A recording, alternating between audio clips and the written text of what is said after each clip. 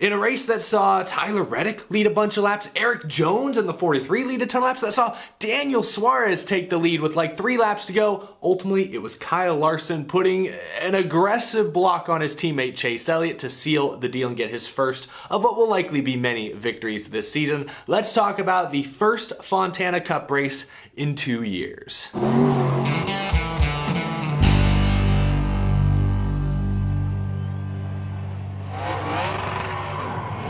How's it going, y'all? My name is Eric. Welcome to Out of the Groove Auto Club Race Review Edition. We've got so much to talk about. The next gen car got put to the test in a big way today, and I think in many ways it shined beautifully, but in one notable way it failed. We'll talk about that and many more things. We'll talk about the late race incident between Larson and Elliott, the many spins, the great parody we saw. We'll talk all things Auto Club here in just a moment, but first, this episode is sponsored by my friends at Alka Seltzer. Available at Walmarts nationwide, Alka Seltzer starts neutralizing acid in seconds for heartburn relief. It's also perfect to combat indigestion or an upset stomach. Alka Seltzer's been a household name for years. They used to be on my favorite driver Matt Kenseth's Busch Series car back in the day, and Matt Kenseth in the TV booth. We'll talk about that more in this episode. Again, Alka Seltzer is available at Walmart. Be sure to check them out next time you're not feeling 100%. Thank you to Alka Seltzer for sponsoring this episode. You know it was a great race when I sit down here, I press the button on my camera, start recording, and I have no idea where to begin.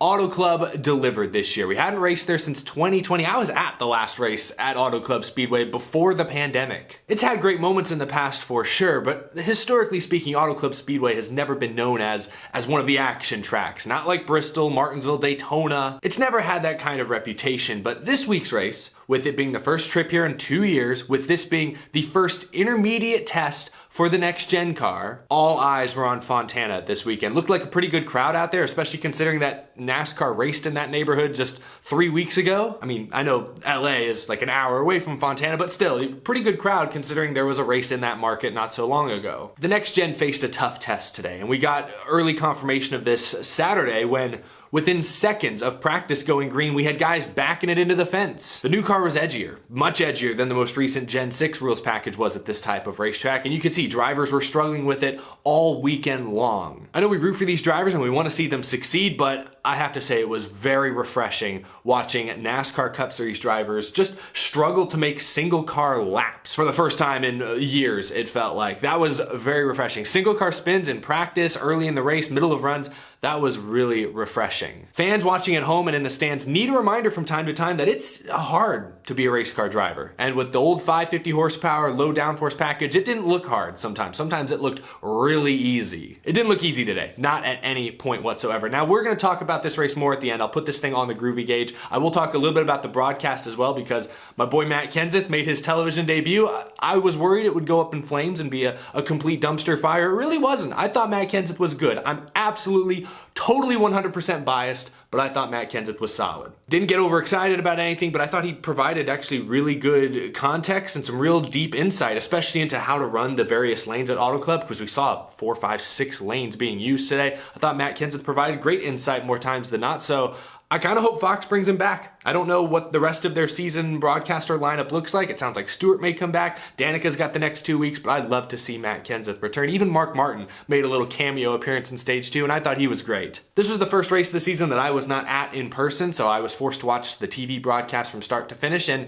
I didn't have any major complaints. There were some commercials at bad times, but overall I thought Fox handled today's race very well. I don't think I saw nearly as many complaints on social media about commercials as I did during the Daytona 500, so it sounds like most of you watching at home agreed with me. The coverage was significantly better today than last week. But some of that honestly was due to the fact that today's race was fantastic. There was non-stop action start to finish. The cars were spread out. That's the key takeaway. There was no lap traffic creating passes. We didn't have any moving chicanes on track today. Credit to the next gen car. Certainly closed the gap between the first and last place cars. Dirty air was barely discussed today. The cars were not drafting up in 3 and 4 wide packs all day long. Instead, they were able to slingshot and make moves one-on-one.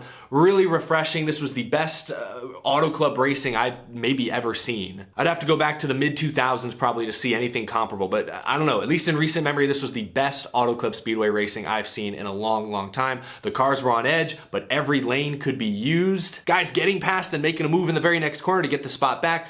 Great stuff. No complaints whatsoever. I think the word of the day is refreshing. Guys spinning out on their own, refreshing. Single cars being able to make moves on other cars without huge bubbles of air getting in their way, refreshing. Just a cold splash of water to the face in all the right ways. That's how today's race truly felt. Now, let's fast forward to the finish. I know I'm bouncing all over the place. We'll discuss the top finishers in a second, but let's start with Kyle Larson. His first win of the season. Of course, last year, 10 wins, took the world by storm. This year, gonna try and meet or eclipse that mark. At this point, 2 races into the season, he's on track to beat it, but this win did not come without controversy. Before the final restart, Kyle Larson was side by side with Joey Logano for the race lead going down the front stretch when his teammate, Chase Elliott, got a huge run and tried to go to the outside, make it 3 wide. Was gonna be a sexy move for the lead if he'd made it work. And he probably would have made it work if his teammate Kyle Larson did not move up late and wedge Chase Elliott into the wall. I don't know what it broke on Chase Elliott's car, but he ended up pitting and then came back out and spun out a few laps later. So Chase Elliott finished well off the lead lap. It ruined his race, and it was 100% Kyle Larson's fault. So Larson over the radio took ownership for it. He said, I didn't even see him there. I didn't know he was there. I think that's true. I don't think Kyle Larson was intentionally trying to wedge his teammate into the wall. I think he was trying to put a block. I think he thought he was still clear and was going to force Elliott to check up, but Elliott had a much larger run than Larson realized, than Larson's spotter communicated. Whoever's to blame, it falls on that 5 car. Chase Elliott had the position, and Kyle Larson forced Elliott into the fence, ruining Chase Elliott's race. I thought we were going to hear some boos for Kyle Larson in the grandstands, and we really didn't. Fans who were there in person, please leave a comment down below if you heard boos in your section, but on TV it sounded like all cheers. I know Kyle Larson's a California driver. I know he's been very popular the last year or so since he's come back and won a ton of races and been really successful, but he wedged the most popular driver, at least on paper, Chase Elliott, into the fence for the win. He doored his teammate for the win. It was a dirty move, an accident, sure, but it was dirty. He can apologize all he wants. It doesn't change the fact that Chase Elliott's day was ruined by his teammate making a very bad judgment call. I thought people would boo Kyle Larson for a change. I didn't hear it. Correct me if I'm wrong, but it did not come through on television. I genuinely think Kyle Larson might make a run at the most popular driver award this year. I wish we knew how close he was last year to catching Chase Elliott. Maybe it's not close. It feels like it's close. Chase Elliott sounded furious with Larson over the radio immediately afterwards. Obviously unhappy. Going to be a very awkward team meeting this week over at Hendrick Motorsports, but ultimately, Kyle Larson walks away with the trophy. Chase Elliott's car was damaged and off the lead lap at the end. So Chase Elliott and his fans have every right to be pissed off. It was a bad move by Kyle Larson. I don't think he intentionally tried to wedge Chase Elliott into the wall, but he intentionally made an aggressive move to try and block Chase Elliott cleanly and misjudged it. He gets the win, first of, like I said, I think many wins coming this season. The next gen car seems to lend itself to the best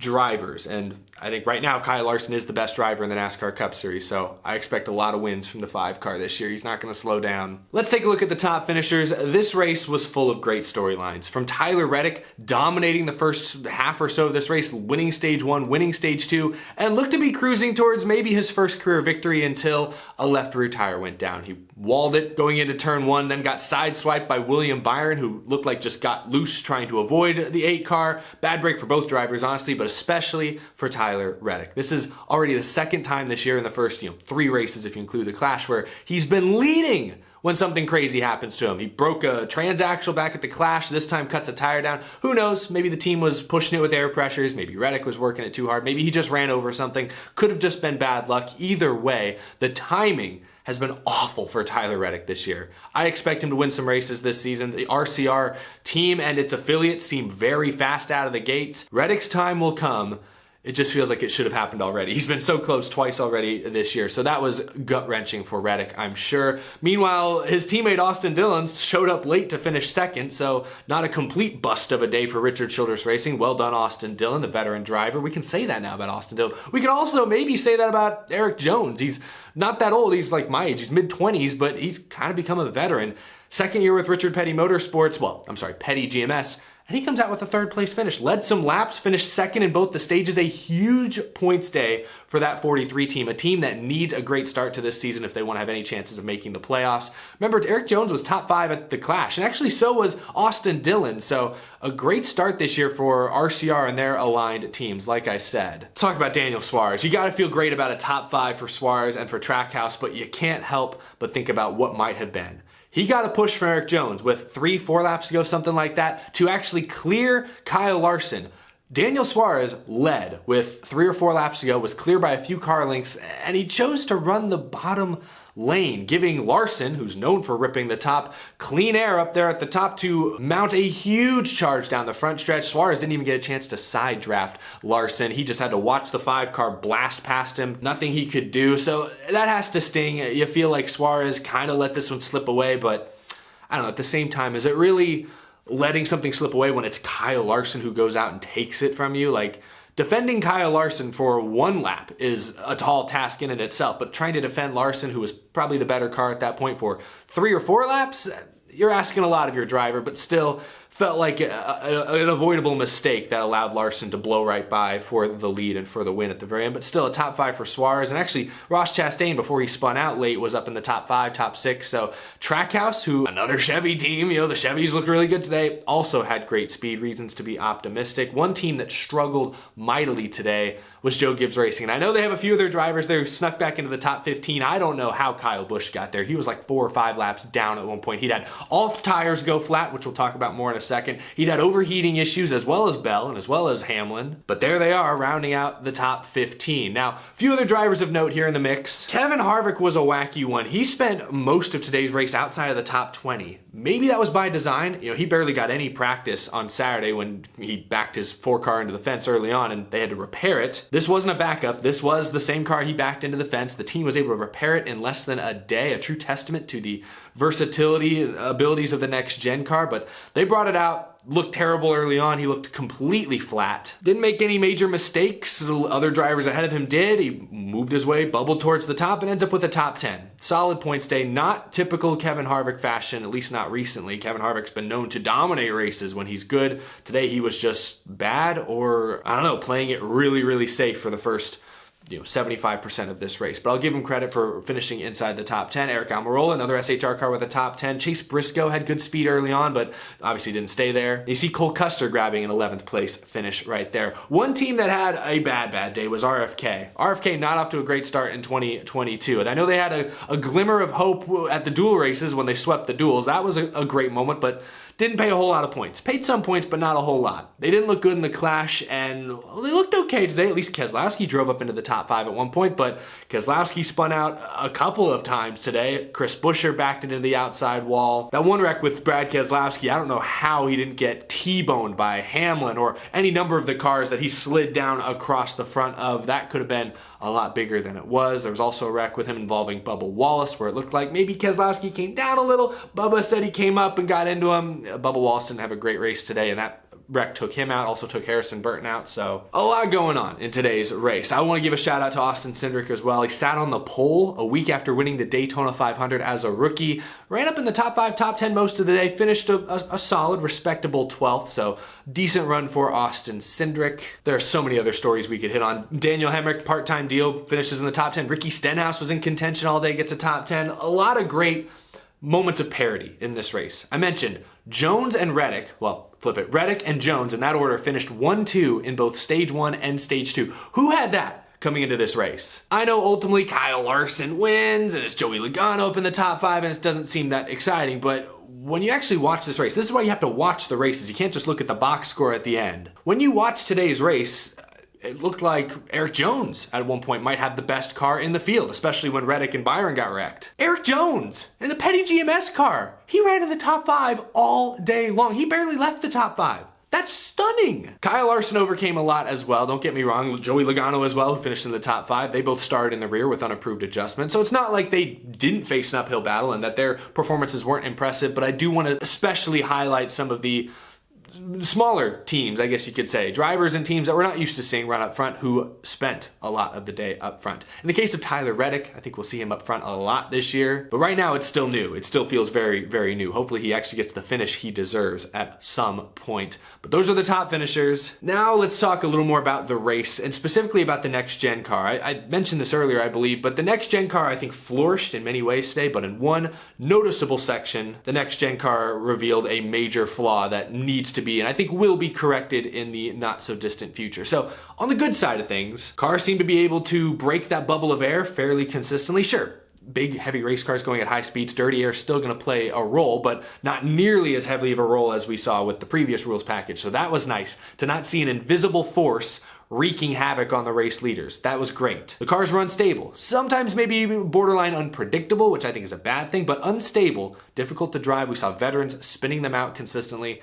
I think that's great. I think that, as I said earlier, is refreshing. We want the best drivers in the world to succeed, but we also want the best drivers in the world challenged. And all the spins today and this weekend reminded the drivers, and most importantly reminded the fans watching, that it's hard to drive these race cars nearly 200 miles an hour for 3-4 hours. So the next gen car being edgy, especially at high speeds, I think is a huge pro to this car. Didn't see any loose wheels today, at least none that I noted, at least certainly not under green flag conditions. So that's a plus after last week at Daytona. The big negative though is with the flat tires. Everyone who I saw on social media acknowledged that yes, the flat tire thing needs to be addressed. And NASCAR even, according to reporters, knows it needs to be fixed and will potentially have a fix in place by Las Vegas. How effective that fix will be remains to be seen. They tried some stuff today, getting the tow truck out, not starting the damage clock until they're actually in their pit stall, etc., etc. But the point remains, the next gen car's biggest flaw at this point is that if you spin out, good chance you blow a couple of tires, and if you blow a couple of tires, there's no inner liners on these tires,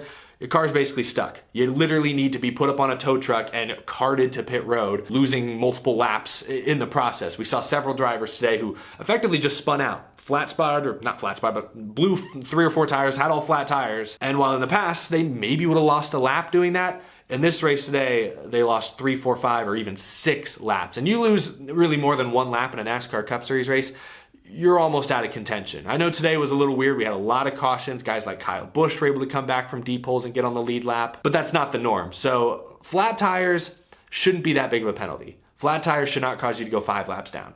Yeah, you can say, hey, you shouldn't have spun out. You should be penalized for spinning out. But 5 laps for just getting loose and not backing it into the fence, that should not be the penalty. So I don't think NASCAR is going to be able to add actual inner liners to these tires, given that they're more low profile than the previous tires. I guess, I don't know, what's the right terminology? They're thinner. Like if you're looking at the wheel from the side, it's like the actual rubber tire part is thinner. So I don't know if there's a lot they can fit inside of there. I don't know what they can do to the tires themselves to change them. I think it's going to come down to what can they do with the safety teams. Like, I don't know, maybe they can bring somebody out real quick to just put on 4, donut tires real quick to get them to pit road. So maybe then they only lose 1 or 2 laps. Like maybe they can do something there to just expedite the process of getting the car with flat tires back to their pit stall. I think that's what NASCAR is probably looking at. Maybe there's something they can to attach to the car that'll make it quicker to tow them to their pit stall. I don't know, but going forward, the flat tire issue is probably the most glaring issue with the next gen car. It sounds like NASCAR is actively looking into a fix for that issue. So we'll wait and see what they come up with. I don't have the exact data in front of me, but it felt like there were a ton of lead changes today, a ton of different leaders. I mentioned guys like Reddick and Jones leading laps, Suarez at the end, Byron was leading, Larson leading, Logano at some points leading, Chase Briscoe leading. Let's put this thing on the Groovy Gauge. This was the best Fontana race, like I said, that I can remember. And what brings me so much joy is that we didn't need to see artificial pack racing to accomplish it. We didn't have a ton of super long runs, but we did get points in this race where the field was really strung out. A second or 2 between the leaders. But the biggest thing is that drivers could make moves on their own. They could make passes, they could slingshot. California is always allowed for drafting on the straightaways, big slingshots, big runs. Drivers were clearly on edge and they occasionally spun out, showing the fans that there was an element of danger, that you could test that high line. Like at one point we saw the leader, Chase Elliott, slide up into the fence twice in like a 3-lap span. The leader, the guy who's supposed to be kind of on cruise control compared to the rest of the field, even the race leader had to be on high alert at all times, was working really hard behind the wheel. These are professionals. These are the best in the business, or at least they're supposed to be. As a fan, I loved seeing the drivers put to the test today. The drivers and the cars, for sure, but the drivers especially, they were put to the ultimate test today, something we have not seen at these bigger tracks in recent years with the high downforce package. Again, refreshing. The word of the day. I came away from today's race honestly thinking that the short track idea that we talked about a couple days ago that has kind of been indefinitely delayed for the time being, kind of feel like it should stay indefinitely delayed for a while. I came away from today's race excited for next year's Auto Club 400. And I don't say that like ever. In fact, I've said before, probably the most boring race I remember watching on TV when I was younger was the 2012 Auto Club 400. Didn't even go all 400 laps, thank goodness. I don't think I could have taken it. But my point is, Auto Club is not usually one of my favorite tracks, not one I look forward to year, but after today, I wish we went here twice a season. I'm looking forward to Michigan maybe, it's the closest thing we got. Today actually made me cautiously optimistic for the upcoming intermediate track races. I don't know of a rules package that has done that to me ever. So next gen car deserves some credit. Today's race deserves a lot of credit. I thought it was fantastic. I'm giving it a 95% on the Groovy Gauge. The only thing I would have liked more, and it's a tiny complaint, I was kind of rooting against Kyle Larson at the end there. After he, accidentally walled Chase Elliott to hold the lead, I kind of hoped somebody else like a Dillon or a Suarez or a Jones was going to swoop in and beat Goliath, if you will. Like Larson, once he made that move, he kind of became the villain in my eyes. I'm a Hollywood kind of guy. I wanted to see the good guys win, and I feel like the bad guy kind of won at the end of this race. So the finish maybe in that respect was a tiny bit anticlimactic, but Suarez's swing at him in the closing laps was wildly entertaining. So I have really no major complaints. I'm giving this race a 95%. I should have mentioned this earlier. Actually, this is a complaint. This race, let me check my watch, was over 3.5 hours long. And for a 400-mile race, I would like to see, really all NASCAR races outside of like the Daytona 500 and Coke 600, I'd like to see most races end at 3 hours or less. I do believe going forward, that's how more fans will be attracted to the sport. So this race going over 3.5 hours long, at least according to my clock, maybe I started at the wrong time. It was a long race, a lot of incidents, of course, so understandable. But the length, at least from an entertainment perspective, I think, slight. I'm talking like maybe 8%. I can't give it 100%. There's not that many races I've given 100% to, but this one sure comes real close. So leave your thoughts down below. What score would you give today's? It's not even the Auto Club 400. Somebody else sponsored it. Whatever it is. What would you give today's race on your own Groovy Gauges? Let me know. I think that's everything I wanted to cover. So much happened in this race. I feel like I forgot to write something down. I was so caught up in the moment watching on TV. I didn't mean to gloss over Matt Kenseth, but I was very pleased with Matt Kenseth's performance in the booth. He had a couple great moments like the in-car or the in-race call to Joey Logano. I thought his line was really good there. But other than that, I thought Kenseth was just his usual stoic self, but with pretty intelligent insight. So I hope he comes back. We'll see if he does. That's my thoughts about Matt Kenseth. You already heard my thoughts about the race. I look forward to hearing your thoughts. Thank you so much for watching. If you're new to the channel, be sure to hit that subscribe button so you don't miss any future NASCAR content. As always, a big thank you to my amazing Patreon supporters as well. I truly appreciate your support. We'll be back this week. Lots to talk about before Las Vegas. Got some maybe exciting and out of the groove related announcements in the works. I don't want to give away too much too soon, but things might get pretty heavy here before too long. Thank you guys so much for watching. I'll see you again real soon. Have a great rest of your weekend.